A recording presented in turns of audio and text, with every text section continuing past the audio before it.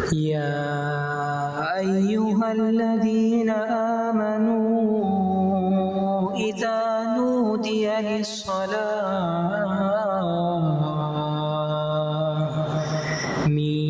يوم الجمعة فاسعوا إلى ذكر الله وذروا البيع ذلكم خير لكم إن كنتم تعلمون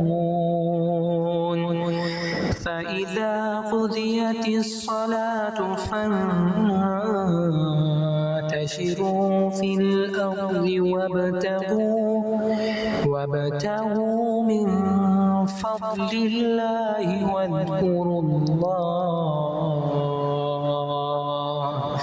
واذكروا الله كثيرا لعلكم تفلحون وإذا رأوا تجارة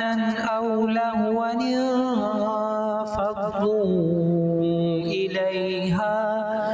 فضوا إليها وتركوك قائما قل ما